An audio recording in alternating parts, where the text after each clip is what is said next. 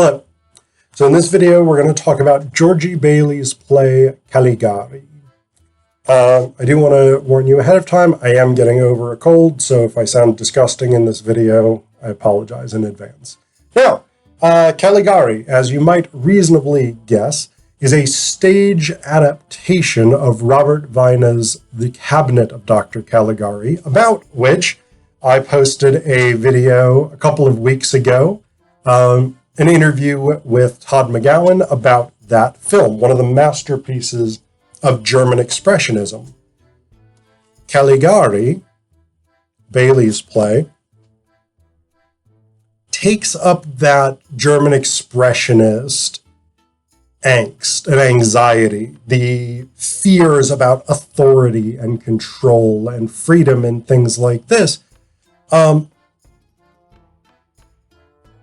But it's very much a modern play. It premiered, I think, in 2020. And so this is a post-Lacanian play. A lot of Lacanian ideology about the real, for instance, is incorporated in here. A lot of postmodern production elements and Brechtian production elements, which developed in the mid to late 1900s, are incorporated in here. And so you have that sort of German Expressionist 1920s ethos, but you also have these later theatrical and psychological traditions that complicate some of the themes of The Cabinet of Dr. Caligari reflected in this new play. There's so much in, and you've got this sort of punk cabaret, noir cabaret type ethos, which personally I really, really enjoy. If you're a fan of bands like the Dresden Dolls or the Tiger Lilies or groups like this, this would definitely be a play for you. There's so much in here, so much stuff I could mention. I actually marked I dog-eared almost every page because I marked something on it that was worth potentially noting. I really want to write an article about this, but I don't yet know exactly what the article is going to be about. So I'm going to take you through a couple of the things that I observed that I think are the most interesting. So the basic story kind of aligns with Weine's film, right? You have this group of two male friends, one female friend, this love triangle. They decide that they're going to go to a fair to see this mystical event. This guy named Caligari shows up in town for the fair, and he's a sinister presence. Some murders start happening. Alan, who's one of the friends, is told by the somnambulist Cesare that he will only live until morning. And then Alan gets murdered that night. Eventually, they figure out that Caligari has been using Cesare to do his bidding, and his bidding largely involves murdering some people. Cesare is sent to kill, I actually can't remember her name off the top of my head, Jane. Cesare is sent to kill Jane, the woman who's the love interest of both of the friends. And rather than kill her, he kind of kidnaps her. And then when he's being pursued, he dies. And then the other friend, Francis, pursues Caligari to a mental home. And at the end, it is revealed that, in fact, it is Francis who is the delusional one who has been recounting this story. And Caligari, the person he calls Caligari, is the head of the psychiatric institute around whom his paranoid fantasies have coalesced. So that's Weine's version. Bailey's version is much more fragmented. We get a lot of the same storyline elements, but we also have these frequent interruptions some of these interruptions involve debates about how the play should be structured, because they have someone who announces the act changes, right? So in the film version, it's a silent film, and so they actually have title cards, Act 1, whatever the name of Act 1 is, etc., etc. Here, they do it on stage with an actor. So at the end of the prologue, actor C, because they all have letters, and then some of them play multiple roles. A plays Jane, B plays Alan, the head clerk, and Mr. Father, C plays Francis, D plays Caligari, Cesare doesn't have a number, or doesn't have a letter, rather. And then we have some ensemble people. So C, who plays Francis, ends the prologue saying, Act 1 Caligari beginnt, which in German means Act 1 Caligari begins. There's a lot of German interspersed in this play as well. But we started with this very Brechtian opening. So again, Bertolt Brecht, I've done a video on Brecht's epic theater before.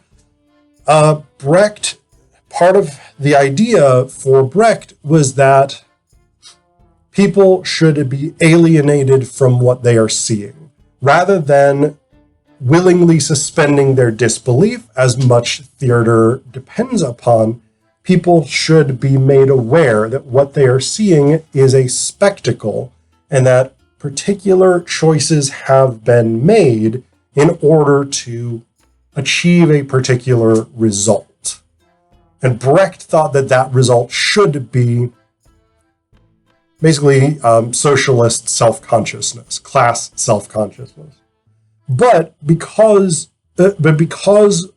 Brecht advocated for what he calls the Verfremdungseffekt, or the which is often translated as the alienation effect or the distancing effect. One way that is often done is that actors will announce things about their characters or about the situation. And so Act 1 begins, the ensemble chanting, Der Markt, der Markt, der Markt, wir sind am Markt, which in German means the market, the market, the market, we are in a market. We're in the market. A chants, we're in a market in Germany. D says, a character called Francis. Francis appears, played by C, according to the stage directions there. D says, is making their way through the crowds.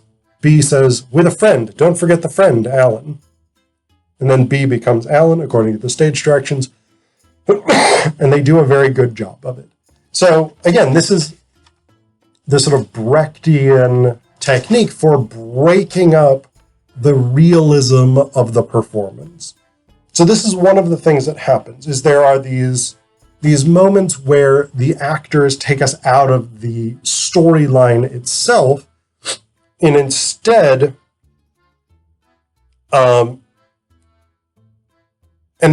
they discuss what's going on. And this becomes more and more frequent as the play goes on, and actually there's more and more resistance to playing out the storyline as it's supposed to be played.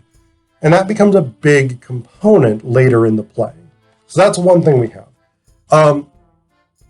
We also have these Lacanian psychoanalytic components.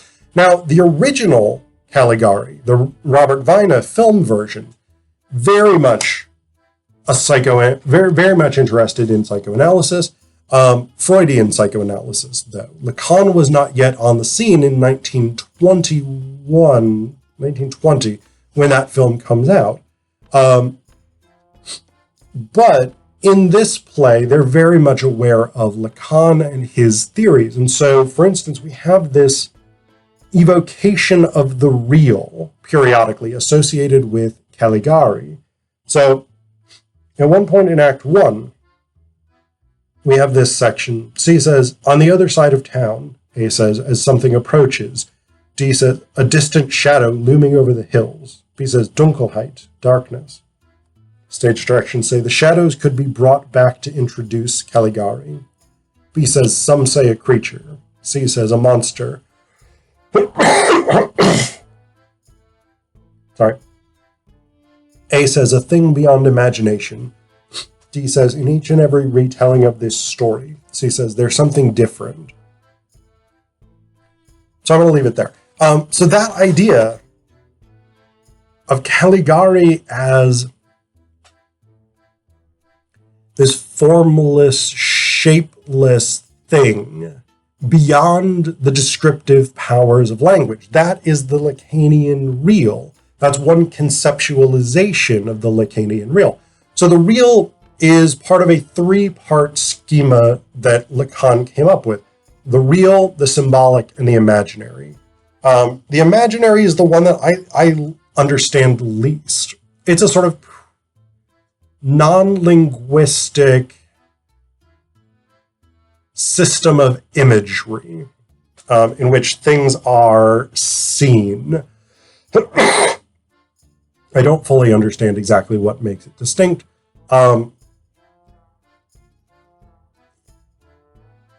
The symbolic is the system created by language itself, by the existence of language. And we are all, according to Lacan, embedded within the symbolic order when we become linguistic beings, when we learn to speak. And the symbolic order is what gives structure and meaning to the world that we inhabit. It is deeply aligned with, for instance, the incest taboo, but it's also deeply aligned with the social order. So things that are considered right, things that are considered wrong, social norms, things like this are all linked to the symbolic. The real is beyond the symbolic order. It is beyond language. It represents the things that exceed the possibilities of linguistic understanding. And for that reason, it is often figured as a terrifying amorphous threat. And Caligari is described in these terms in the play. So we've got that going on. We've got these distinctive influences going on here. And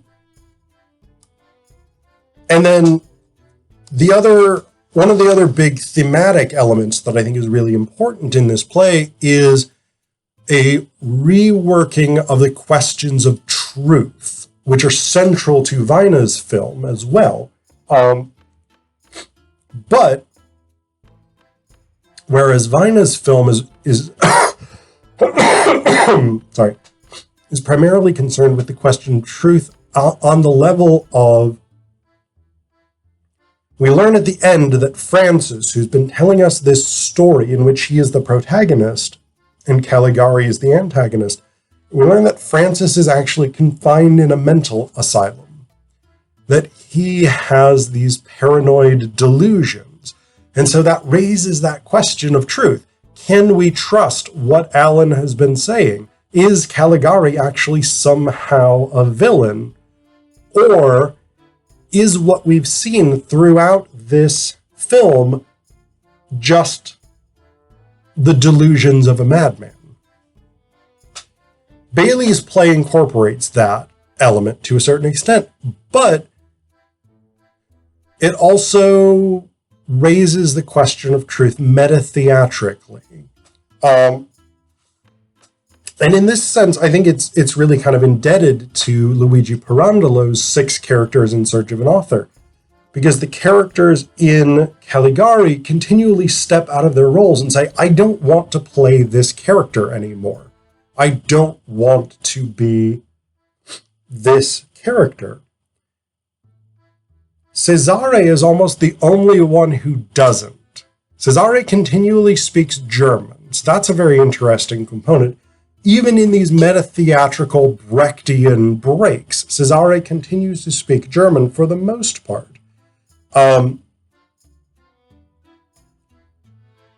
Cesare also insists that the play must happen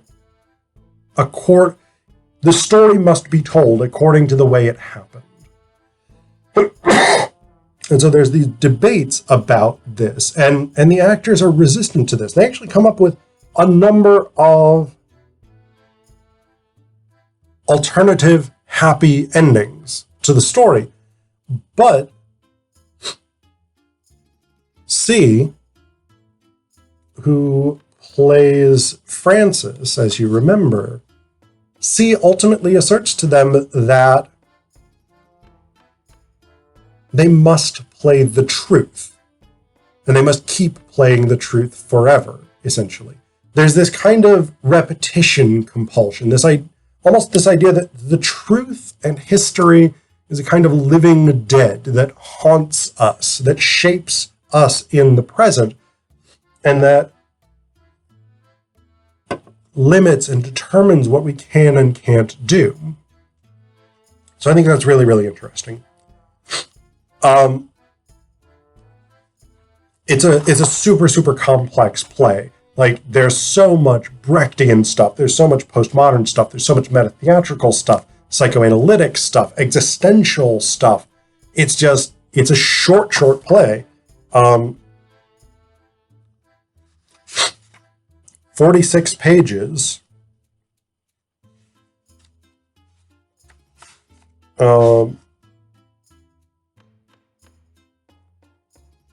About 46 pages. It's a short play, and there's so much in there. There's so much content. I haven't even really scratched the surface. But it's a super interesting play, super complicated